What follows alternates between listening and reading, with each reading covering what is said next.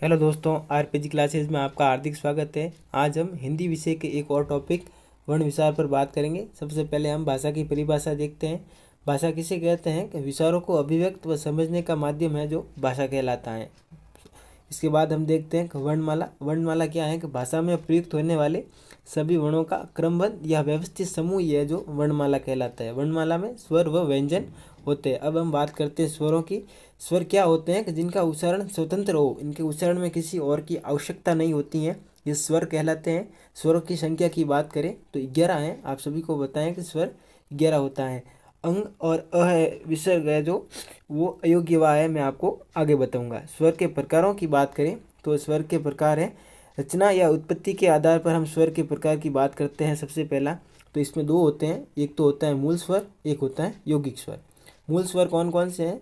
मूल स्वर इसमें 4 हैं, अ, ई, उ और ई है जो मूल स्वर है। और यौगिक स्वर इसमें 7 यौगिक स्वर है। यौगिक स्वर को दो भागों में बांटा गया है, जिसमें पहला दीर्घ स्वर और अगला है संयुक्त स्वर। दीर्घ स्वर की बात करें तो इसमें 3 दीर्घ स्वर है और संयुक्त स्वर इसमें 4 संयुक्त स्वर है। दीर्घ स्वर क्यों है कि ये समान स्वरों के योग से होता है। जैसे अ धन अ है जो आ बनता है, इसी प्रकार ई और उ बना। और संयुक्त स्वर की बात करें तो ये असमान स्वरों का योग है, इसीलिए इनको संयुक्त स्वर कहते हैं। इसमें अ धन ई ए बनता है या आ धन ई ए बनता है। इसी प्रकार ए आई ओ औ, आप इसका ध्यान रखें। आगे चलते हैं। उच्चारण के आधार पर हम बात करें तो उच्चारण के आधार पर मैं आपको बता देता हूँ।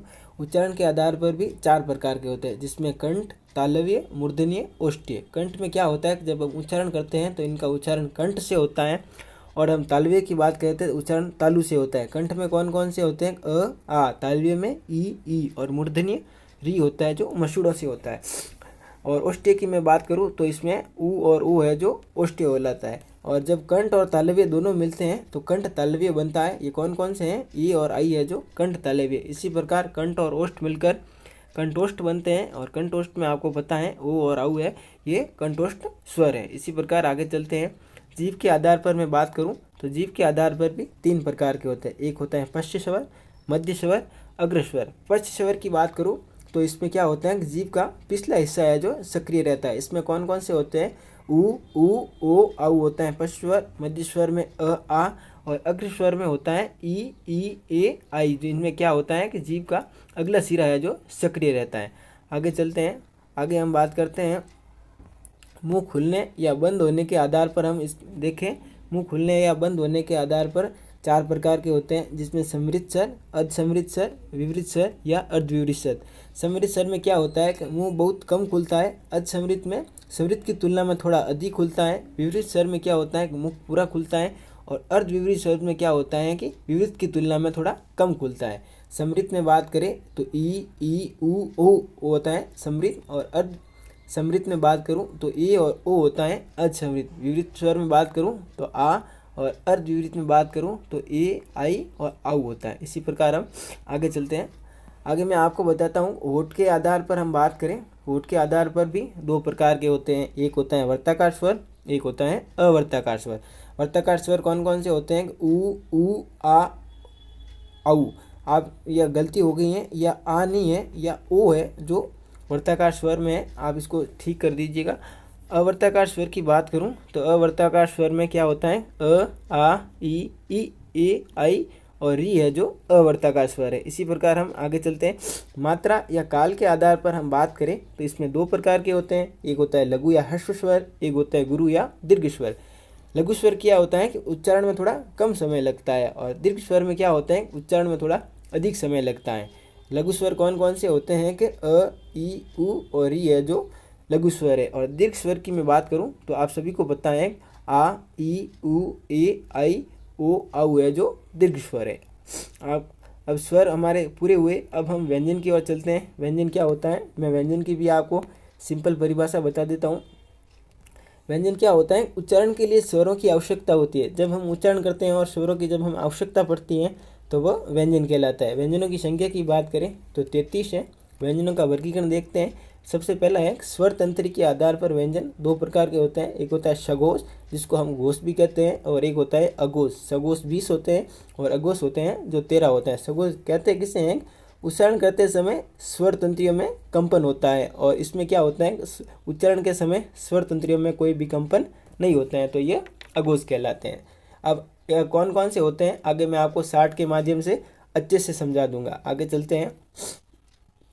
आगे मैं आपको बताता हूँ प्राणत्व के आधार पर भी देखें तो इसमें भी दो प्रकार के होते हैं, जिसमें पहला होता है अल्प प्राण, दूसरा होता है महाप्राण। अल्प प्राण में देखें तो उच्चारण में वायु अल्प मात्रा में बाहर निकलती है, तो अल्प प्राण, और इनके उच्चारण में जब वायु अधिक मात्रा में बाहर निकलती है तो वह महाप्राण कहलाता है। आप इसका ध्यान रखें। अल्प प्राण महाप्राण कौन से होते हैं ये भी मैं आपको आगे बताऊंगा। आगे चलते हैं। स्पर्श के आधार पर देखें तो इसमें सबसे पहला होता है स्पर्शी व्यंजन। स्पर्शी व्यंजन किसे कहते हैं? उच्चारण के समय हमारे मुख्य अवयव कौन कौन से हैं? जैसे जीभ, होठ, दांत, वश बोलते हैं मसूड़ा को। जब हम उच्चारण करते हैं तो ये परस्पर स्पर्श कर श्वास को रोकते हैं, तो इसको स्पर्श व्यंजन कहते हैं। इनकी संख्या आपको पता है 25 होती है, और क से लेकर म तक है जो स्पर्शी कहलाते हैं। आगे चलते हैं। संघर्षी व्यंजन की बात करें तो उच्चारण के समय मुख्य अंगों का परस्पर निकट आने से वायु घर्षण के साथ बाहर निकलती है, तो इन्हें संघर्षी व्यंजन कहलाता है। आप इसका एक ध्यान रखना, तो इसने संघर्षी व्यंजन को उष्म व्यंजन भी कहते हैं। इनकी संख्या 4 होती है। ये छ छ छ छ और ह है जो संघर्षी व्यंजन कहलाते हैं। आगे चलते हैं। स्पर्श संघर्षी की बात करूं तो स्पर्श संघर्षी में क्या होता है? उच्चारण के समय श्वास वायु तालु से रुककर रगड़ के साथ जब बाहर आती हैं तो वह स्पर्श संघर्षी कहलाता है। तो ध्यान रखना आप, च वर्ग है जो स्पर्श व्यंजनी कहलाता है। आगे चलते हैं। पार्श्विक किसे कहते हैं? पार्श्विक में आपको बताता हूँ कि उच्चारण के समय श्वास जीवा के दोनों पार्श्व से होते हुए मुख से बाहर निकलती है, तो वह पार्श्विक व्यंजन कहलाता है। साधारण भाषा में बताऊँ, जब हम उच्चारण करते हैं तो जीवा पार्श्व मतलब होता है किनारा। जब हम उच्चारण करते हैं तो हमारी श्वास वायु है जो किनारों से बाहर निकलती हैं, तो वह पार्श्विक व्यंजन कहलाता है। कौन सा है? ल है जो पार्श्विक व्यंजन है, इसको आप ध्यान रखें। आगे चलते हैं। लुठित व्यंजन किसे कहते हैं? लुठित व्यंजन की बात करें तो जीवा जब हम उच्चारण करते हैं तो जीवा लुढ़कती रहती है और कंपित होती रहती है। प्रकंपित होती रहती है मतलब उसमें कंपन होता है, तो ध्यान रखना र है जो लुठित व्यंजन है। आगे चलते हैं। आगे मैं आपको बताता हूँ। आगे है उच्चित व्यंजन। ताड़न जात या द्विस्फीट व्यंजन किसे कहते हैं? तो मैं आपको बताता हूँ। उच्चारण के समय जीवा का अग्रभाग ऊपर उठकर मुर्दा से तुरंत टकराकर उसी वेग से जब नीचे लौट आता है तो उसे हम उच्चित व्यंजन कह लेते हैं। कौन कौन से हैं? ड और अड है जो उच्चित व्यंजन है, आप इसका ध्यान रखें। आगे चलते हैं। अब मैं आपको बताता हूँ कौन से घोष होते हैं और कौन से सघोष होते हैं। सबसे पहले आपको ध्यान रखना है, प्रत्येक वर्ग का पहला और दूसरा तो होता है अघोष, और तीसरा, चौथा और पांचवा होता है घोष या सघोष। आप इसका ध्यान रखना। ये 5 वर्ग है, इसमें से क वर्ग है, इसका उच्चारण कंठ से होता है इसलिए ये कंठ है। च का तालु से इसलिए तालुवीय, त का मूर्धन्य से, त का दंत्य से, और प का है जो उष्ट से होता है, तो आप इसका ध्यान रखना। आगे चलते हैं। आगे मैं आपको बताता हूँ कि य और स है जो तालुवीय है। स चटकोण है जो हमेशा मूर्धन्य में, इसका आप विशेष ध्यान रखें, और स सड़क है जो दंत्य है जो इसका आप ध्यान रखें। आगे चलता हूँ।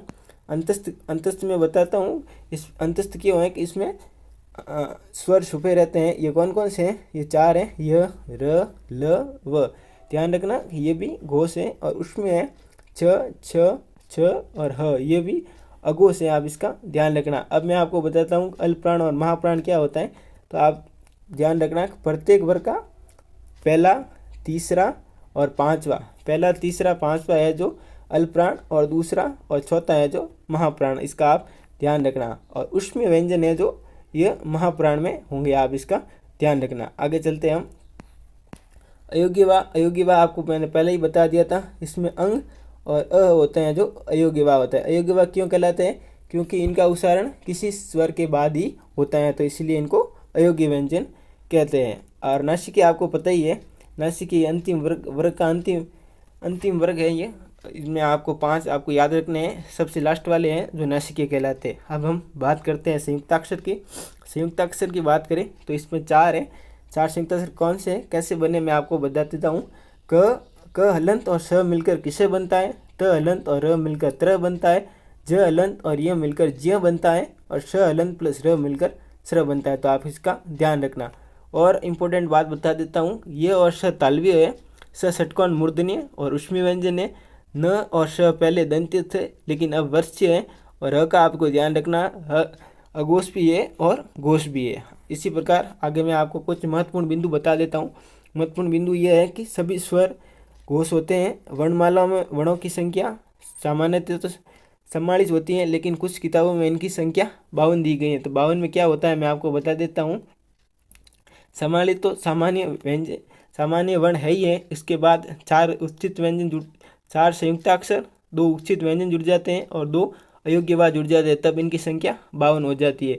मैं उम्मीद करता हूँ मैंने जो भी आपको आज पढ़ाया है आपको अच्छे से समझ में आया होगा। आप अच्छे से इसका नोट्स बनाइए और अपने रिवीजन बार बार रिवीजन करते रहिए। बार बार रिवीजन करेंगे तो आपको अच्छे से समझ में आएंगे, आप भूलेंगे नहीं। हम क्या है, शॉर्ट से शॉर्ट और एकदम एग्ज़ाम रिलेटेड, एकदम लक्ष्य उन्मुखी होकर पढ़ रहे हैं, तो हम फालतू चीज़ें नहीं पढ़ेंगे। इसलिए आप इसको अच्छे से रिवाइज कीजिए। तब तक के लिए धन्यवाद।